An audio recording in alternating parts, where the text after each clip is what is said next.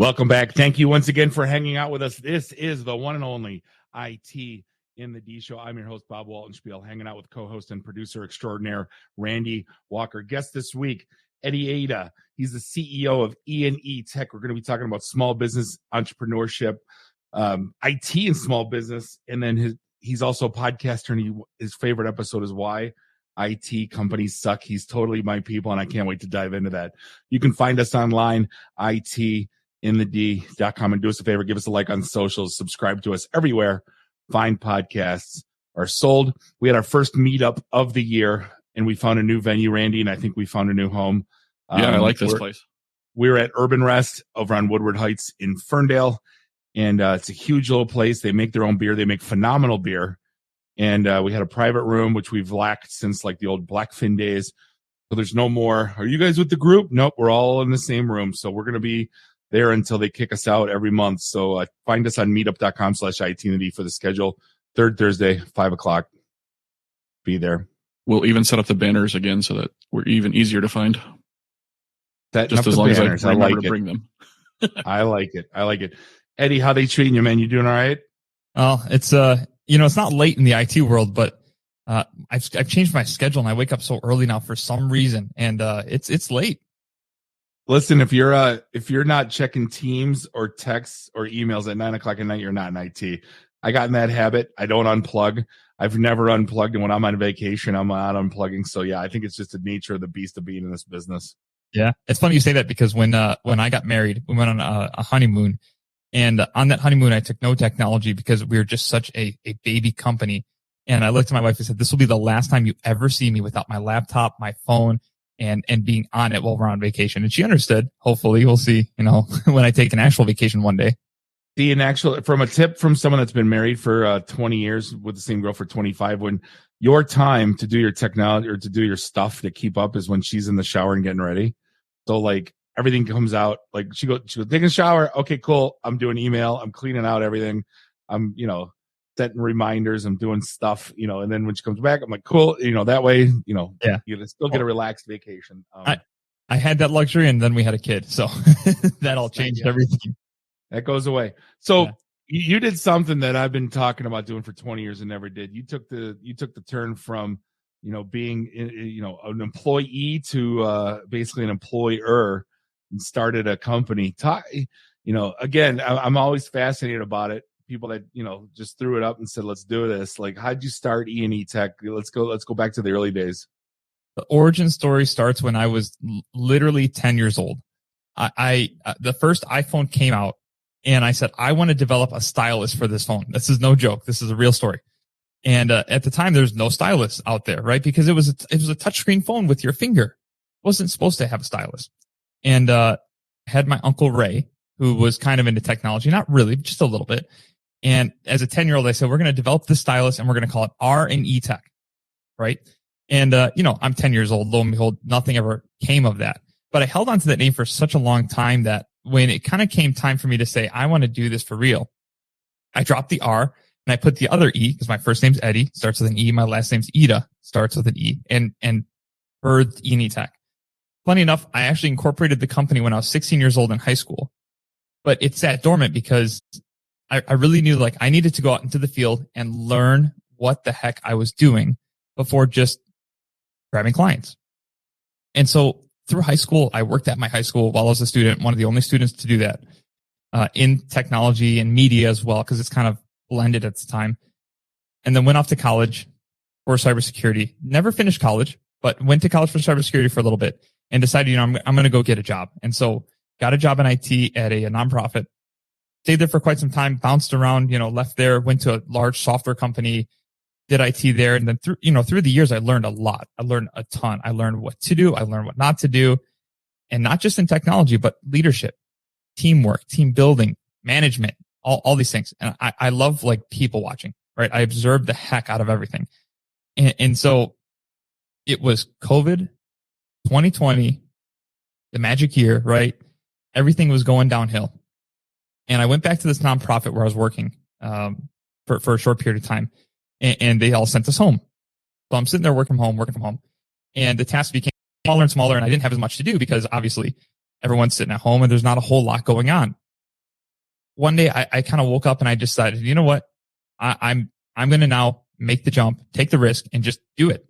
And mind you, I had a wife. I think at the time I had a kid on the way, and it was a little bit nerve wracking, honestly.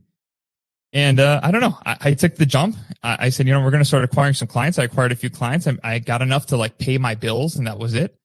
And it just exploded from there. I mean, we were doing some really cool things during COVID that really helped us. We were offering free IT support for businesses who couldn't work from home, and it just took off. And so that was 2 years ago, and we've really built a good company since. I think that was everybody's fear when they jumped in, was paying that first bill when you left. Oh yeah. It's so scary. Most of the guys I knew that jumped on their own either got a 1 year severance, or they had the client before they left, or they pulled one with. But no, hats off to that, especially during COVID, man. No one knew what was going on then. I didn't. We didn't know we'd be working from home forever. I got to sit on Teams calls till the end of time. But yeah, it's a pretty crazy time. But yeah, no, you said something that made me laugh. Being a people watcher, I'm a well-known professional people watcher, and I will go to the flea market once a month just to get my fill. And I was able to hit the old Dixie Lane Flea Market in Waterford this weekend, and I feel liberated. I feel like it's me again. The place is just absolute gold. If you've never been there, you need to go. My buddy was there for like an hour and a half looking through dollar comics. It was a glorious time. That's funny. So how did you settle on like what, you talked about IT support. What did you settle on in terms of what you were going to do? Did you try to reinvent the wheel? Did you try to bring something new to the market? Did you try to do something that's tried and true, I guess? So how did you settle on what you're going to do? That's a great question. So when I made the jump, I had like a couple clients with me because I did acquire some. They were small. And at that point, you're just treading water, right? I'm here to fix your computers when they break. And that was really like the base of it. But what I did really early on was I said, hey, we're going to charge a monthly subscription for me. At the time, it was just me. And I framed it as a company, but it was really just me. And so when we started to do that, there was a lot of shops that were still break fix, as the terminology goes, which is just where you charge someone per hour, right, to go do a job, and that's kind of it. They call you when they need you, and you're really reliant on those projects. So one of the first things I did was, hey, I'm not going to charge you a per hour fee. I'm going to charge you a monthly fee to do everything for you, and I'm going to cover it. That was a big success and a big seller. But what really, really helped was when I went against these companies that were already doing that, I was saying, hey, I'm contract free. If you hate me, if you really don't like what we're providing you service wise, kick us to the door. We'd be happy. We don't want that poor relationship between the two of us. And like that value has kept all the way on to today. Like we're still completely contract free, and we probably will be forever. But as we expanded, right, through COVID, we learned that people were having some issues. People also started hiring out of state. And my goal is to be the hands-off IT for my clients, right? I don't want them to touch anything. I want to handle it all for them. Some clients have different levels of involvement. That's totally cool. But our goal as a company is to be completely kind of hands-on for them, or rather hands-off for them, hands-on for us. And so we actually moved to a new facility in Livonia here, 2021. Yeah, October 2021-ish. And when we moved here, we built a little fulfillment center in the back. And with that's just a fancy word for a warehouse and a shipping table, right? And the goal was for our clients, hey, you can buy the laptops through us. They'll sit in our warehouse inventoried for you. When you hire somebody, we'll take the laptop off the shelf. We'll set it up for you. We'll box it. We'll put a label, and we'll send it to your employee. And when they get it, we'll have them set it up. They'll be all set. And if they leave or whenever that happens, we'll send them a box. We'll send them a label, and they can send it right back to us. And so kind of taking that outside approach of I'm not going to touch that, or I'm not going to touch this. It's kind of that, let me be your IT department, not just the company you pay when you need help. And so taking on that approach, right? And remember, like, as you said, I was an employee before. And so just trying to remember how that felt when I needed something from my company, kind of taking that approach and putting it into a business model. So I wouldn't say we're reinventing the wheel per se, but we're just taking everything, enhancing it. Quick support, quick service, no band-aids, et cetera. Right. So that was, I'm pretty passionate about the space. I've been in and out of it. I've been in the vendor space for a very long time. And that was always my thing. It's like, why are you building a data center? Why do you have your own like support staff? Like, what do you make? Oh, you make tires? Like, you be the best tire maker. I'm the best IT person. Let me do me. You do you. Stop trying to, I have too many companies now that are in this weird shift of, we were a car manufacturer for 100 years, but now we're a technology company. Well, are you though? Company. Yeah. Yeah. Oh, yeah. Well, then switch router companies going, oh, now we're a security company. Like, are you? And I understand the whole push with, digital transformation, but it's one thing to reinvent, I guess, what puts food on your table, right? Which is what you make or what you manufacture or what you put out there. Certainly. And I tell my team the same thing, like, hey, when we need something internally, there's some chance that we want to hire it out. And there's a give and take, right? It's control and having it internally. But there are really, really good companies out there that can take care of that for us. And so why don't we trust the people who do it best, have them teach us what to do, and then rely on their expertise to propel us forward? Because otherwise, we're going to be stuck in the same rut year after year after year. There's a reason why I didn't dig through my breaker box this weekend, and I hired an electrician to come over. And he was done in 15 minutes. And that was the best money I ever spent, because I know what would have happened if I would have went through it. But I think more people should go down that route. Landscaping, absolutely. I'm hiring it out. There's no way. Yeah. So security's got to be on your mind every day, because obviously it's a thing for your clients. And I started to understand that small business, it became real for small business when they were forced to buy cyber insurance, and they were making them buy acronym products that they never heard of before.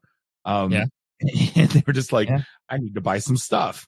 And so, I went through this at the time doing small business IT, and I remember running it past a CISO friend of mine. And I said, I'm trying to do poor man's zero trust. Does this pass the sniff test? And he's like, add this, you're good. It's actually pretty good. I mean, how do you look at security, especially when you're talking to small businesses, that for them, this is a, let's be candid, it's a bullshit check they got to write, because it's worse than insurance because they don't see it. So how are you tackling cybersecurity in this space? Great question. It's a multi-layered approach, right? You have different audiences here. You have businesses who want to protect their IP, intellectual property, or whatever they may have, or protect, staying online. You have businesses that are required to do it because their cyber insurance companies got smart after paying out tons of money and changed the requirements. And then you have clients who vendors require it, or vendors require maybe a compliance. And so you kind of have three buckets to play in, and each one requires something a little different. So let's start at the very beginning. Businesses who just want to protect their assets. With our basic plan, because I just feel bad not doing this, we're always going to give the antivirus, anti-malware, anti-ransomware, patch management, enforce two-factor authentication across the board, because it just feels wrong not to when it's almost no dollars spent. Then take it a next step further, right? The business wants to protect it, or they've got cyber insurance. When we crafted our cybersecurity package, this was before cyber insurance companies got smart about paying out all this money. And so what we did was we looked at the NIST standards, right? And the 5 pillars of NIST, and said, okay, what products do we need to cover the 5 pillars of NIST, which is identify, protect, detect, respond, and recover, right? Really, really easy to remember. I pulled up a chart because I can never remember it, to be honest with you. and so what do we do in this package to protect our clients?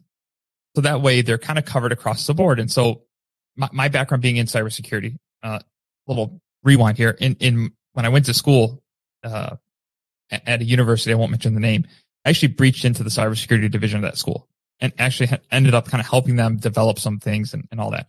So I go back to being that hacker in a sense and kind of knowing the ins and outs of how to get in. So we built this package that kind of covers it from two-factor authentication to locking down the computer to finding things that are stuck in memory that normal antivirus can't detect, network firewalls. And it's really not extremely complicated per se, but it's things that you just don't think about on a day-to-day. And what we found was, as we started implementing this for clients, that the ones that were willing to pay, because it's not cheap at all, not even to us, was that they would send us those cyber insurance forms and we'd be able to check yes on all the boxes. That wasn't intentional. I didn't say, hey, cyber insurance company, what's your list? We just built out this platform that followed the NIST, and everyone else seems to follow the NIST, obviously, because it's kind of the gold standard. And that was really it. It really isn't crazy complicated. The crazy complicated thing is teaching the staff or hiring out the people who know it and can run it very well. Because now you're the insurance company. Now you're the one who's going to be at risk if your client gets breached, right? And so there's a lot of ins and outs of that. I mean, I could talk about it for 3 to 4 hours. I'm not going to bore the heck out of you, but I mean, really, there is a lot to it. But it's also quite simple if you just kind of take a step back, look at what people need and look at what people want, and kind of find the happy middle. You kind of hit the nail on the head. I go, it's not really about the two-factor and the firewall and the, EDR stuff and the SOC and everything. It's about Timmy in accounting clicking that God blessed link. Yep. Awareness becomes a huge part of this. What are you doing to train Timmy to not click that God blessed link? Yeah, no, it's a great question. And we call that, and you probably heard this from other people, we call it the human firewall, right? Sure. It's actually one of the most important things of cybersecurity. And even if it's not clicking a link, and this has happened, someone gets breached, they don't know it, via email. They get instructions to wire X amount of dollars to a vendor that they're expecting.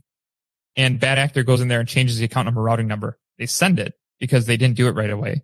And all the money's gone. So that's not training, that's security. But back to the training portion, right? For our clients, we're asking leadership, because this is a business decision. This is not an IT decision anymore.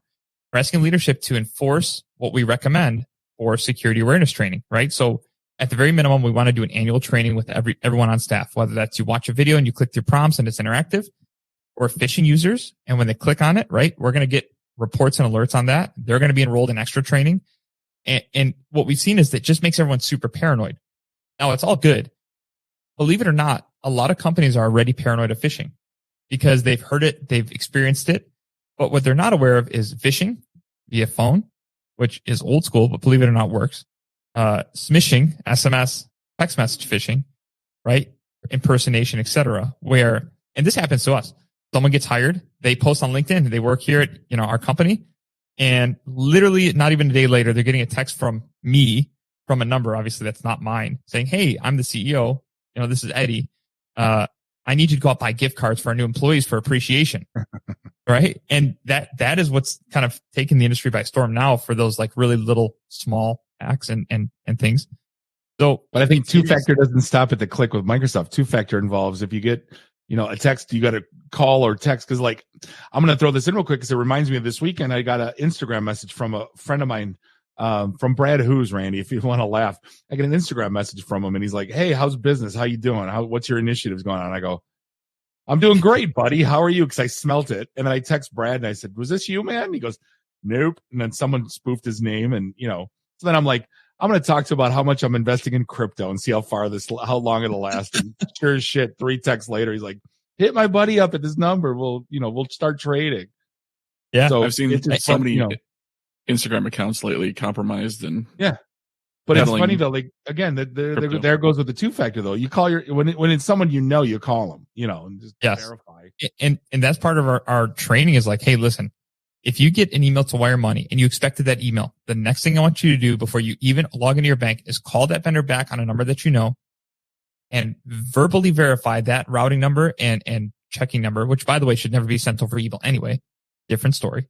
Yeah. But verbally verify that information with them before you send $1, because there is a chance, right? No doubt. And that's what I think is 90% of it is it's not even, and you can't even tell them to not click that link because everyone does it. So I said, I try to always tell people too, like, there's no link in an email that you should click. If there's something in there from Wells Fargo, go to wellsfargo.com and then log in and then see what's there. Yeah. There's nothing that there's zero that you should click. But on top of that too, Microsoft actually has a really good tool now to fake phishing attacks. They do. And that's part of their enterprise security that you have to pay obviously extra for. And sure. It's not bad, but it's not the best. But it's at least it's something. And it's funny. I've gotten kickback. I wonder if you have too, from executives that said, "I don't want my staff paranoid from their email." And I said, well, that's the wrong answer. They should be. Because when you're not, then that's when mistakes happen. I'm like, I don't understand that philosophy, but apparently it's running around like that side where they don't want the staff kind of sitting on, pins and needles. Yeah. I haven't had that. The biggest kickback I get is we still want to have control of our computers, right? Because some of the things that we implement restricts what you can do on your computer for good reason, right? Even installing applications. We want to have, we even go as far as building an approved list of applications with your company. And anything that gets installed beyond that, even if you're an administrator, doesn't even work. Because again, you click that link, you download that file, it runs that exe. I don't care if you're an administrator on the computer. It's not working unless it gets approved through our help desk, right? Or our cyber desk. If I told people what I did in the late 90s, security, like CISOs, they would cry between downloading LimeWire and Bonzi Buddy and AIM and what was the? Oh, it was Winamp. Yeah, Weatherbug. Literally, because I was working in data centers. I had a 100 meg pipe going to the core router with an EC3. That's a wrestler. The DS3 going, 3 of them going out of the building. You know what I mean? I was like bandwidth god. I'm going to take advantage of this. Yeah. But hey, jumping around real quick, what's your? I got to get your take. This is kind of off topic, but like all the layoffs going on in big tech right now, it's crazy. I'm in the enterprise space, so I talk to all the big tech companies, and they're letting go of some really, really amazing people. And I was involved in a big tech layoff 6 years ago, so I'm super empathetic about it because I know what it did to me. What's your take on what's going on out there? Did they over invest in people and they're retracting, or is this a premonition of they think a downturn in the business? No, so I don't think it's a downturn. I'm actually seeing things really level off. And so there's twofold to this. Big companies lose their passion and become money focused. And you can see that in their product, right? When the product starts to diminish, you look at what they're doing and they become super money focused. And so there's twofold to a layoff, in my opinion, in my eyes, right? During COVID, I think people overhired because I think there was tons of people who worked remotely that actually weren't working, and they were overcompensating for those times. And that's a general overization. General, whatever. I always mess that word up. You got it right. Close enough. But that's kind of the big picture thing. So I think part of it was they overhired like crazy because the craze was going on. There's not enough people. We need to keep hiring. They keep pushing HR to do more recruiting. They kept hiring. And then I think they ccame back to crunch the numbers when, the economy was starting to kind of take a little bit of a dive because people, inherently get scared of that stuff, right? Say, ooh, we can't, if we go down this much, we can't afford it. So then they start chopping. So I think some of it's dead weight. It's an opportunity for companies to cut people they don't like, because that happens in any crisis, no matter whether the economy is good or not. And for the people who are really good at their job, they're cutting them because they cost a lot, right? Because they are good players. They cost a lot of money, and it's an easier way to chop less people per se to cut some of those really heavy hitters. It's not the right thing to do because those heavy hitters are likely running your company very, very well. But again, when you're a money focused organization and you only worry about what that bottom line says, you're not going to do logical things for your business. You're going to do monetary things for your business. And ultimately it comes to bite them in the end, because these people who are great will end up going, go to land jobs, maybe with a competitor, and take that. And you've seen so many people who have gone from this company to this company and has taken this product and gone way up, and that product has gone way to crap, right? And so again, there's always more. It's not just two sides to the whole deal. That's kind of my take on it. So I listened to I want to say it was Rogan, and he had a tech person on. They were talking about Google, and he's like, Google's seeing what's going on in the industry right now. And he goes, if you take a look at like the sub, the four, like he called them the kids, but for me, it's, the 16 to 23 year olds or whatever, because they're not using Google to search anymore. They're using TikTok. They're using Snapchat, right? When they want to look for a pizzeria or something near them, or when they want to look for, and you think about it with, Chat GPT going on right now, there's like is search going to go away, or is it going to become so manipulated because people can just put out so much content? Is it going to get watered down? Well, you see Microsoft put a big stake into Chat GPT. $1 billion. What, the second stake? First one was and I'm not gonna lie, it scares the shit out of me. Yeah. In a good way and a bad way, right? It's kind of like, what it is? It's Google Maps to me. This is amazing. I can go anywhere I want, and don't you dare track me. So it's got like this, 1984 feeling, but it's one of the greatest tools that they've ever invented. Was, don't need to print off a phone book to travel to Kentucky anymore from MapQuest. But like, to me, that's what ChatGPT is. It's an amazing tool, but at the same token, it's like, well, wait a minute.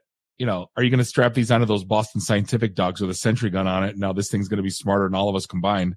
It already did. Randy, did you hear about this? It passed. Was it an executive MBA exam? Oh yeah. Something like that. Yeah. Yeah. And then like from Cornell or some Ivy League school. And it read nuance in the questions, because they kind of like did them. They weren't typical questions. Son of a bitch passed. I'm like, oh, that's it. That's crazy. Skynet's starting. So, well, look at it. Let me take you a step back. What kind of company is Tesla?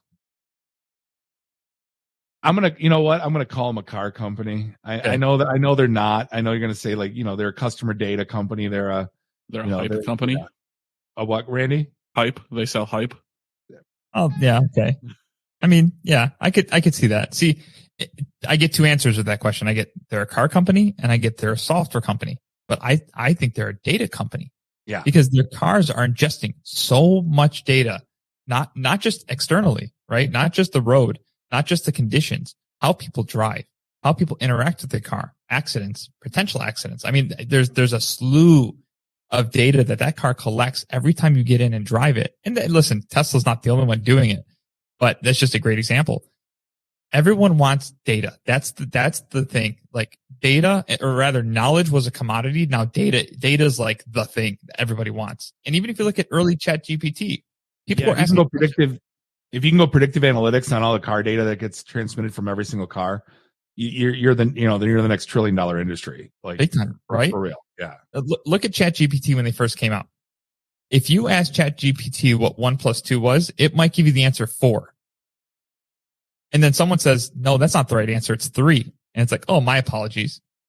It literally learns. It's not something that was like, hey, here's an if-then statement. Here's a calculator in case someone asks you a math question. Here's a couple textbooks you can just search and find stuff.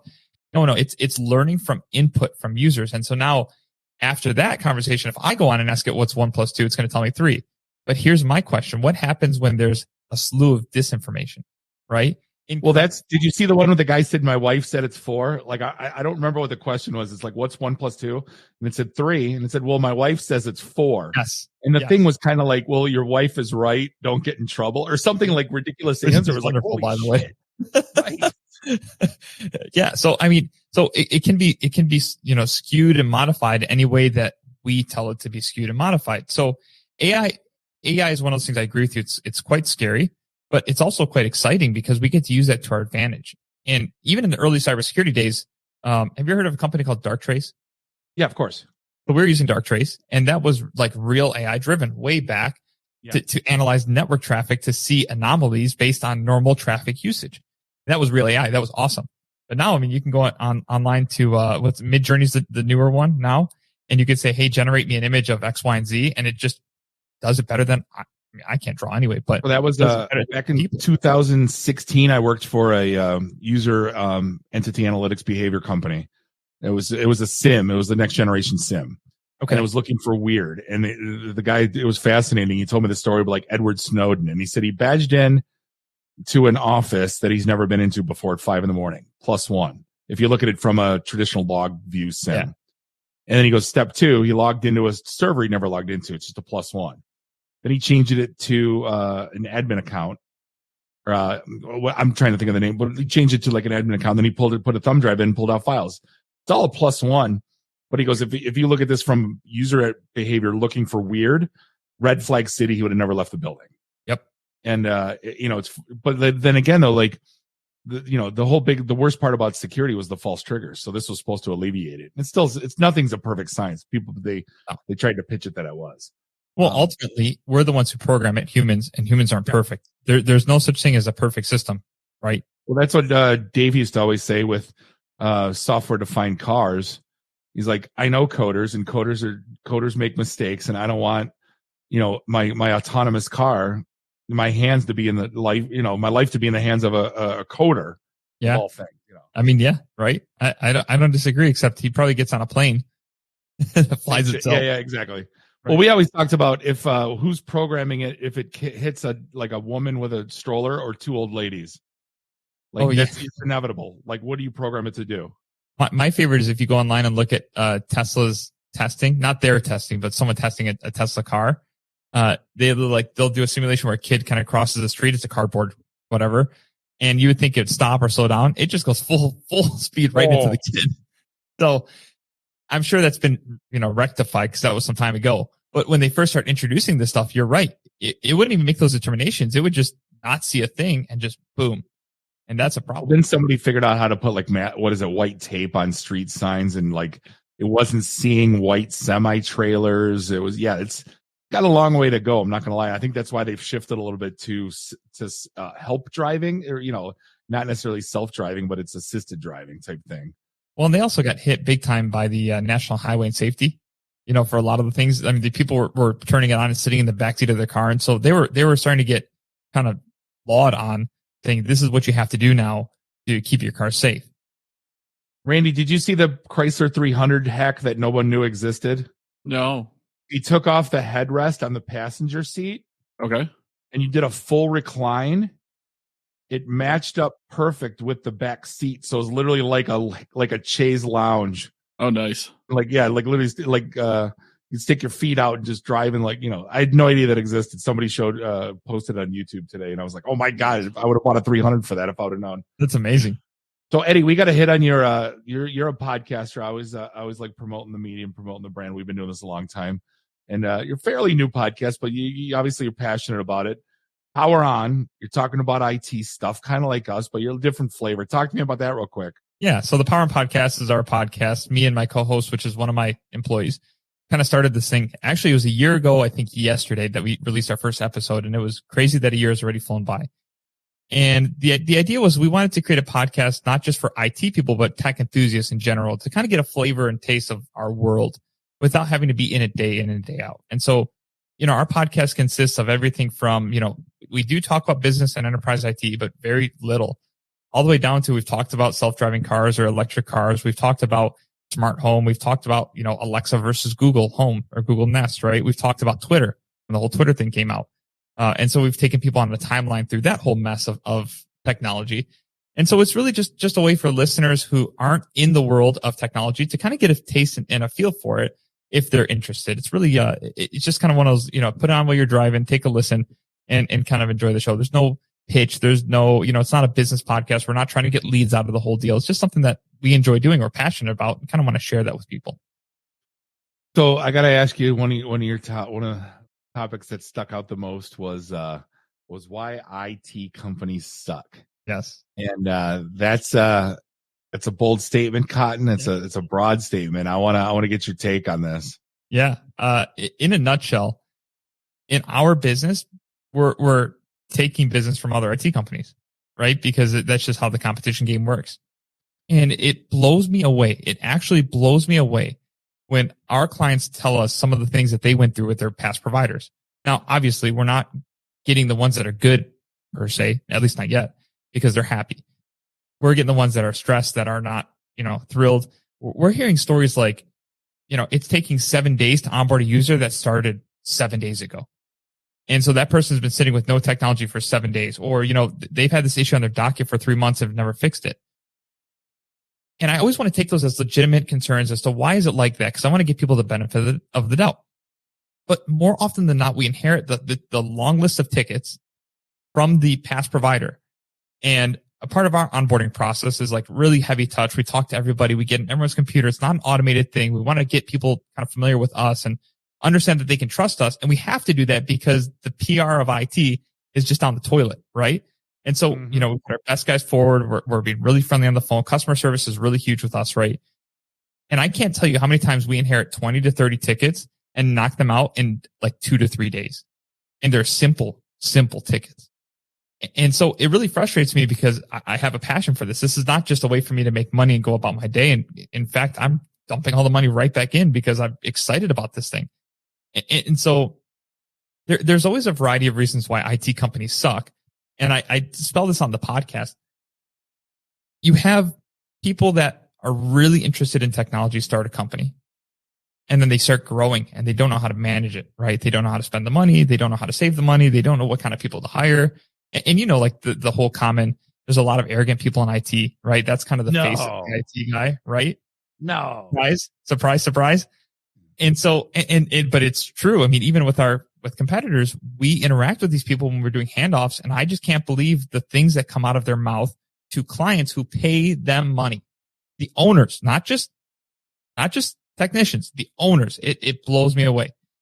And so there's a variety of reasons. You get someone who doesn't know how to work with people, or you get someone who's really good at technology, not really good at business. So they're undercharging and they can't afford the right technology, the right people, the right processes. Or the thing that I hate the most is and we kind of talked about this already, they get into the business, they start seeing the dollars coming in and they're like, ooh, into my pocket. Ooh, into my pocket. Ooh, another dollar into my pocket, right? And they suffocate this baby business. And then they sit there in these consulting sessions that they pay money for. I don't know why I can't cross $1 million. It's like, well, you keep taking it all, not jumping it in. And so the last thing I'll say about this, really, unless you want to talk further, is I took a clip from that podcast and threw it on LinkedIn, threw it on Facebook. And the only thing that I wrote in the caption was, you have to water your business like you water your plants. Enough said, right? So, no, it hit home because our original blog pre-podcast was called Don't Be That Guy. And then it became an education series called How Not to Suck At. And I don't think, Randy, have we ever written How Not to Suck At being an IT company? I think that would be a good one, actually. I don't think that's something we've covered. That would be an easy write. It might be long. I'll use ChatGPT for it. I've thought about using that for blog posts, by the way. Well, I'd love for you to listen to that and kind of give me your thoughts offline about kind of what you think on my perspective of it, because it literally frustrates me to my core, because again, I love this industry. I love what we do. I hate seeing the burnout of people. And by the way, part of it, I guess I'm talking more about it, is making sure that you're treating your staff well, making sure that you're not, listen, benefits are great, right? We always want to have the best of everything, and we try to here, want to have the best pay, but ultimately too, you have to make a good working environment. You cannot overload people. You cannot expect people to work like the owner, right? Hey, if I'm hiring you for 40 hours and this is your job description, at least this is true in my company, that's it. This is your 40-hour week. This is your job description. Anything that falls outside of that is my problem until I hire it out. Right? See, you want to know the worst, what most companies forget to do? Weekly one-on-ones, just to get the temperature and to talk like a human, not to go over analytics, not to go over, you did 72 tickets, but like talk like a human. And if you could see it in their eyes that they're like, all right, maybe it's time we hire someone, or maybe it's time that we, alleviate your load, or what are you passionate about? That's my biggest thing in IT is, what do you really like doing? He goes, oh, I love doing the tickets that are this. Like, cool. Maybe we'll make you a SME for that, and we'll bring someone else in for level one. And you know what I mean? Like, there's just, if you're not talking to your people, they're interviewing. Like, let's be candid. All day, every day. So in our, what we call our command center, right? We've got the desks and we've got screens up on the wall that give you all the analytics and data that you ever would want. That's there. If you want to know and you want to go there, walk in, look at the screen. That's it. I'm with every single one of my team members daily, at least for 5 to 10 minutes. We'll walk in there, talk to everybody. How's it going? Is there anything I can do to help you today? Do you need me to jump on the desk, which I've done before? Obviously it's not really supposed to be my job role, but happy to help. Like, where can I help? Go talk to the sales team, go talk to the marketing team. How can I be of assistance to you? Or do you just want me to go back to my office and hide for the rest of the day? Cause I can do that too. Like, it's a people thing. And you mentioned something that's near and dear to my heart. You said the word passion. As you can tell, I love what I do. I love this industry. I love technology. And so when we hiring is a really, really, really big deal. I still have my hand in it, and I don't know when I'll ever take my hand out of it, if I ever do. I'm really, really like, it's a love-hate relationship for me. I hate the resumes. I hate going through all of that. I even hate sometimes like doing the interviews, but to like find that person that kind of makes you excited about what you do again is like, I want you on my team. And so the way that we do hiring is we look at your passion. We look at emotional intelligence, because that's what drives customer service. We look at, how driven you are to the whole deal, and how you work with our team. Because although you can have all these good qualities, maybe you just don't fit in with our team. And it's not that you're not going to work well. It's that you're going to feel out of place and not want to stay here. And our team is going to feel out of place that, we just don't jive with each other. That's totally cool. But we look at all these things before I even take a look at what in the industry, because if you don't check those boxes, if you can't work well with people, if you don't have the passion for this, you're not going to be driven to continue to do this. And you're going to go find a job somewhere else. And then if the job requires education, or the job requires some kind of, knowledge in the field, or if the job requires you to have X amount of years of experience, then we'll start looking down that. But I would rather take the chance on someone who has less experience, but is passionate about it, has emotional intelligence, knows how to work with people, knows how to read the room, right? Not be arrogant, humble and all that stuff, that has less experience than the guy who's been doing it for 10 years, who's the expert. But if you got him on the phone, you'd lose a client, right? I would take and train that, beginner person any day of the week. So that was, something I've been super passionate about, and I've been stomping my feet, especially for consultants on my side of the world. And I said, the only reason that you're in that seat right now is either to make our clients money or to save our clients money. Like, that's it. Some fixing problems is saving money, So I knew a friend of mine is on the verge of getting laid off. He can speak and feel it. He's been with the same company almost 17 years. Wow. And I said, you got to look at your resume, because you said two things, but I added a third. I go, it's what do you know? What have you done? And what impact did you have in the business? He goes, shit, I never thought of it that way. I go, do you think you were there because you were a good coder? They don't care. You were there for uptime. Why is uptime? To make money. So like, granted you cost them, but they saved it by not being down. Anyway, to me, that was something that I'm like, I can't believe, that's still a question mark. Is what impact did I have in the business? I didn't think of that. So yeah. Anyway, Eddie, we're going to cut you loose, man. This is a great talk. We could probably talk for another 3-4 hours, but it's a half an hour show. So I sincerely appreciate the time. Eddie Eadeh, CEO, E&E Tech. We're going to put all his contact information in show notes. Really appreciate the time. I look forward to having you back sometime. Thank you, man. It was a pleasure. Love to come back anytime. Awesome.